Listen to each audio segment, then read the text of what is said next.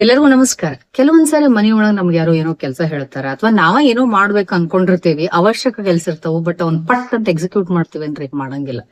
ಮುಂದೂಡ್ತೀವಿ, ನಾಳೆ ಮಾಡಿದ್ರಾತು, ಆಮೇಲೆ ಮಾಡಿದ್ರಾತು, ಇನ್ನೊಂದ್ ತಾಸ್ ಬಿಟ್ಟು ಮಾಡಿದ್ರ ಆಯ್ತಾಳ ಅಂತ ಹೇಳಿ. ಹೌದಲ್ಲ? ಇದಕ್ಕ ಯಾರು ಹೊರತಲ್ರಿ, ಸಣ್ಣವರು, ದೊಡ್ಡವರು, ಗಂಡಸರು, ಹೆಣ್ಮಕ್ಳು ಎಲ್ಲರೂ ಇದ ಕೆಲಸ ಮಾಡ್ತೇವಿ. ಈ ಆಲ್ಸಿತನ ನಮ್ಗ ತುಂಬಿಕೊಂಡ್ಬಿಟ್ಟದ. ಹೌದಾ? ಇದನ್ನೇ ಪ್ರೋಕ್ರಾಸ್ಟಿನೇಷನ್ ಅಂತ ಹೇಳ್ತಾರ.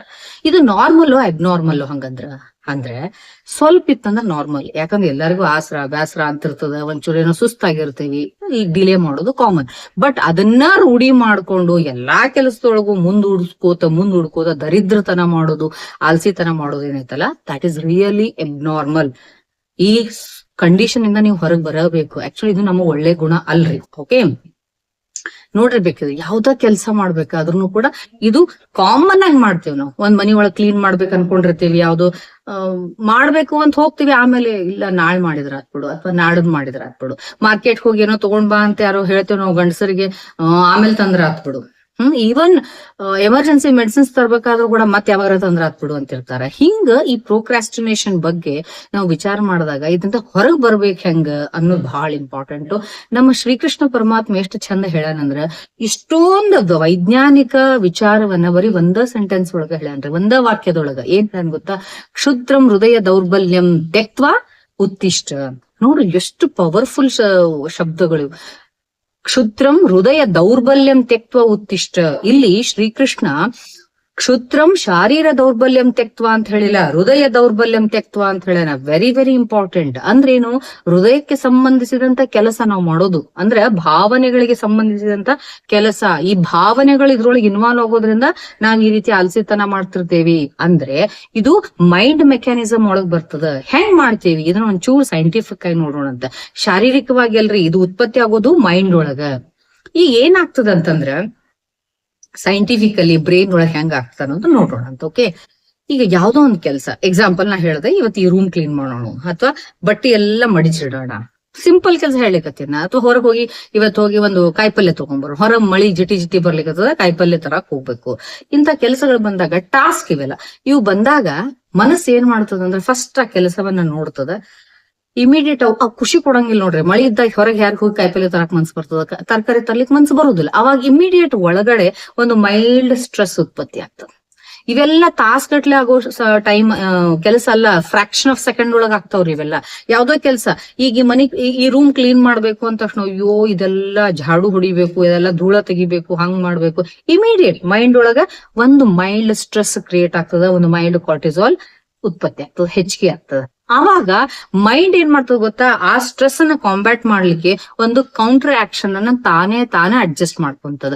ಅದ್ ಏನು ಅಂತಂದ್ರ, ಆ ಒಂದು ಕೆಲಸ ಟಾಸ್ಕ್ ಅನ್ನ ನೀವು ಅವಾಯ್ಡ್ ಮಾಡಿದ ತಕ್ಷಣ ಅದಕ್ಕೊಂದು ಟೆಂಪರರಿ ರಿಲೀಫ್ ಸಿಗುವಂತದ್ ಒಂದು ಕೆಲಸ ಮಾಡ್ತದ. ಉದಾಹರಣೆಗೆ, ಆಮೇಲೆ ಮಾಡಿದ್ರ ಬಿಡು ಅಂದೋರೆ ಪಟ್ ಅಂತ ಹೇಳಿ ಮೊಬೈಲ್ ತಗೋತೀವಿ, ಸುಮ್ಮನೆ ನೋಡ್ತೀವಿ. ಏನ್ ನೋಡ್ತೇವಿ?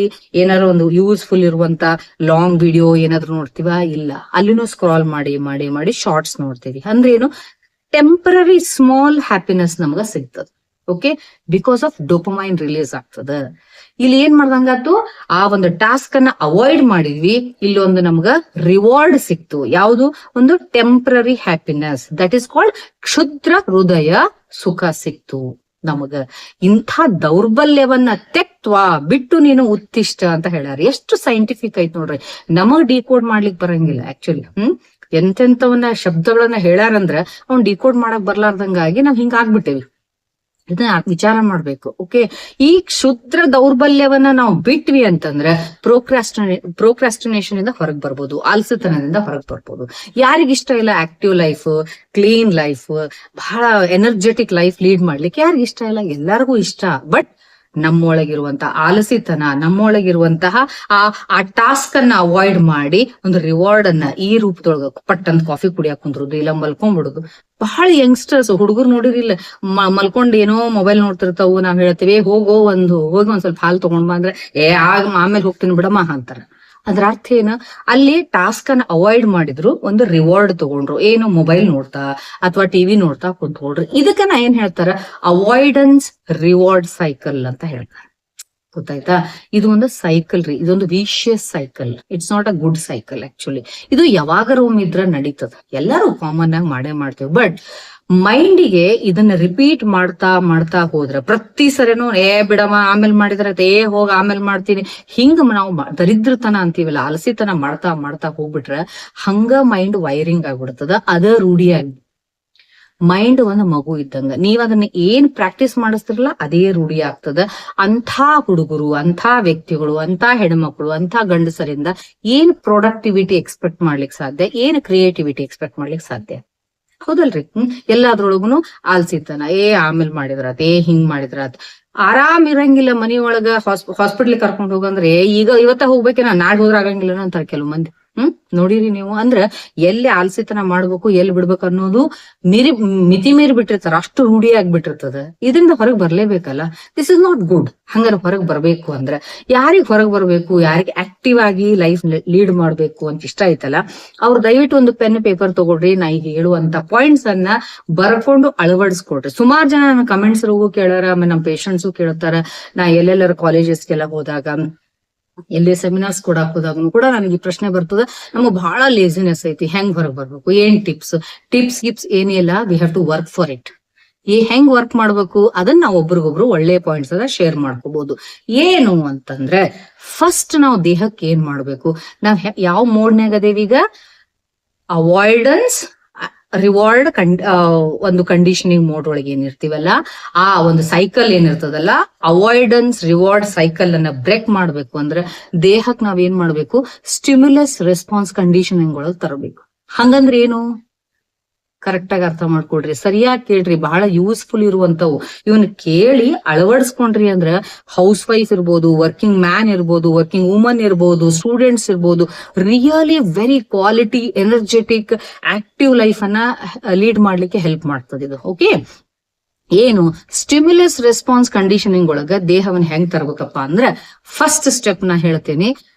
ಈಗ ನಮಗ ಒಂದು ಸ್ಟಿಮ್ಯುಲಸ್ ಹಿಂಗ್ ಯಾರೋ ಚೂಟಿದ್ರು ಅನ್ಕೊಡ್ರಿ, ಹಿಂಗ್ ಚಲೋತಂಗ್ ಹಿಂಗ್ ಚೂಟಿದ್ರು ಅಂದ್ರ ಅಥವಾ ಜಿಗಟಿದ್ರು ಅಂತಂದ್ರ ನಾವು ಆಲ್ಸಿತನ ಮಾಡಿ ಆಮೇಲೆ ಅಂತೀವೇನ್ ನಾವು.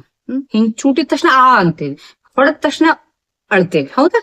ಸೊ ಹಿಂಗ ಸ್ಟಿಮ್ಯುಲಸ್ ಬಂದ ತಕ್ಷಣ ನಮ್ ಬಾಡಿ ಹೆಂಗ್ ರೆಸ್ಪಾನ್ಸ್ ಮಾಡ್ತದಲ್ಲ, ಇದನ್ನ ನಾವು ಮೈಂಡಿಗೆ ಹೇಳ್ಕೊಡ್ಬೇಕಾಗ್ತದ. ನಿನಗ್ ಹೊರಗಡೆಯಿಂದ ಸ್ಟಿಮ್ಯುಲಸ್ ಬಂದ ತಕ್ಷಣ ನೀನು ಅದನ್ನ ಎಕ್ಸಿಕ್ಯೂಟ್ ಮಾಡ್ಬೇಕು. ಇದನ್ನ ಕಂಡೀಷನಿಂಗ್. ಇದಕ್ಕೆ ಏನ್ ಬೇಕು? Auto suggestion. ನಾನ್ ಯಾವಾಗ್ಲೂ ಒಂದು ವಿಡಿಯೋ ಒಳಗೆ ಹೇಳಿದ್ದೀನಿ, ಇನ್ನೊಂದು ವಿಡಿಯೋ ಒಳಗೆ ಹೇಳ್ತಾ ಇರ್ತೀನಿ. ಅಂದ್ರೆ ಇಂಟರ್ ಲಿಂಕ್ ಇರ್ತಾವ್ರಿ ನನ್ ವಿಡಿಯೋಸ್. ಅದಕ್ಕೆ ಹೇಳೋದು ನಾನು, ಯಾರು ಫಸ್ಟ್ ಟೈಮ್ ನೋಡ್ಲಿಕ್ಕತ್ತಿರಲ್ಲ ಚಾನಲ್ ಸಬ್ಸ್ಕ್ರೈಬ್ ಮಾಡ್ಕೊಂಡು ನಾನು ಹಿಂದಿನ ವಿಡಿಯೋ ಒಳಗೆ ನೋಡ್ರಿ, ಆಟೋ ಸಜೆಷನ್ ಹೆಂಗ್. ಇವನ್ ಎಲ್ಲವನ್ನು ನಮಗ್ ಬೇರೆಯವ್ರು ಯಾರ ಹೇಳಿದ್ರ ಸಿಟ್ಟು ಬರ್ತದೆ, ಯಾಕಂದ್ರೆ ನಮ್ ಈಗೋ ಅಡ್ಡ ಬರ್ತದ್ರಿ. ನೀ ಎಷ್ಟ್ ಆಲ್ಸಿತನ ಮಾಡ್ತಿ, ಎಷ್ಟ್ ದರಿದ್ರತನ ಮಾಡ್ತಿ, ನೀನ್ ಪಟ ಕೆಲಸ ಮಾಡ್ಲಿಕ್ ಬರಂಗಿಲ್ಲ ಅಂತ ನಮಗ್ ಯಾರ ಏನ್ರ ಅಂದ್ಬಿಟ್ರ ನಮಗ್ ಭಯಂಕರ ಸಿಟ್ಟು ಬರ್ತದ. ನಮ್ಮ ಹತ್ರ ಅದು ಒಂದಲ್ಲ, ಒಮ್ಮಿಗೆ ಹೊಡೆತ ಬಿದ್ರೆ ಸಿಟ್ ಒಂದ ಮಾಡ್ಲಿಕ್ಕೆ ಬರ್ತದ, ನಾವು ಬೇರೆ ಏನು ಮಾಡ್ಲಿಕ್ಕೆ ಬರಂಗಿಲ್ಲ. ಅದಕ್ಕ ಬೆಸ್ಟ್ ಮೆಥಡ್ ಏನಂದ್ರೆ ಆಟೋ ಸಜೆಷನ್. ನಾವು ನಮ್ಮನ್ನ ಮುಂದ್ ಕುಡ್ಸ್ಕೊಂಡ್ ಹೇಳ್ಬೇಕು, ಏನು ಸ್ಟಿಮ್ಯುಲಸ್ ರೆಸ್ಪಾನ್ಸ್ ಕಂಡೀಷನ್ ಒಳಗ್ ಬಾ ಅಂದ್ರೆ, ನೀನು ಹೊರಗಡೆಯಿಂದ ಏನೋ ಸ್ಟಿಮ್ಯುಲಸ್ ಬಂತು ಅಂದ್ರೆ ನೀನು ಇಮಿಡಿಯೇಟ್ ರೆಸ್ಪಾನ್ಸ್ ಮಾಡ್ಬೇಕು. ಉದಾಹರಣೆಗೆ ಒಂದ್ ಅಲಾರ್ಮ್ ಹೊಡಿತು ಅಂದ್ರೆ, ಬೆಳಿಗ್ಗೆ 5 ಗಂಟೆಗೆ ಅಲಾರ್ಮ್ ಇಟ್ಟಿರ್ತೀವಿ, ಪಟ್ ಅಂತ ಹೇಳು, ಇದನ್ನ ನಾವ್ ಹೇಳ್ಬೇಕು. ನಾವ್ ಹಂಗ್ ಮಾಡ್ತೀವಿ, ಯಾರು ಹೇಳ್ತೀವಿ ಅಂದ್ರೆ 5 ಗಂಟೆಗೆ ಇಟ್ಟಿರ್ತೀವಿ, 5:05 ಒಂದ್ ಸ್ನೂಸ್ ಇಡ್ತೀವಿ, 5:10 ಒಂದ್ ಸ್ನೂಸ್ ಇಡ್ತೀವಿ, 5 ಹಿಂಗ 6:30 7 ತನೂ ಇರ್ತಾವ. ಡಾಣ್ ಬರಸ್ತಿರ್ತಾವ. ಮನಿಯೊಳಗಿನವ್ರು ಎಲ್ಲಾರು ಎದ್ದು ಹೇಳ್ತಾರ, ನಾವ್ ಮಾತ್ರ ಹಂಗ ಮದ್ಕೊಂಡಿರ್ತೇವೆ. ಹೌದಾ? ಇದಕ್ ಏನಂತ ಮತ್ತೆ ಆಲಸಿತನನೇ ಅಲ್ಲ ಇದು ನಾವು ಆಲಸ್ಯತನ ಮಾಡುದು, ಮನೆಯವ್ರಿಗೆಲ್ಲರಿಗೂ ಡಿಸ್ಟರ್ಬ್ ಮಾಡುದು. ಇದಕ್ ಏನ್ ಹೇಳ್ಬೇಕು ಅಂದ್ರೆ, ಅಲ್ಲಿ ಅಲಾರ್ಮ್ ಹೊಡಿದ ತಕ್ಷಣ ನೀ ಎದ್ದೇಳ್ಬೇಕು. ನೋ ಮ್ಯಾಟರ್ ವಾಟ್, ನೀ ಎದ್ದ ಆಮೇಲೆ ಏನ್ ಮಾಡ್ತಿ, ಕೆಲಸ ಮಾಡ್ತೀವಿ, ಮೊದ್ಲು ಎದ್ದೇಳು. ಅಂದ್ರೆ ಆ ರೆಸ್ಪಾನ್ಸ್ ಅನ್ನ ನೀನು ಕೊಡು ಅಂತ ಹೇಳಿ ದೇಹಕ್ಕೆ ಟೇಮ್ ಮಾಡ್ಬೇಕು. ಓಕೆ, ಈಗ 1 by 1 ನಾನು ಒಂದು ಪಾಯಿಂಟ್ಸ್ ಹೇಳ್ತೀನಿ, ಬರ್ಕೊಡ್ರಿ. ಈ ಆಲಸ್ಯತನದಿಂದ ಹೊರಗೆ ಬರ್ಲಿಕ್ಕೆ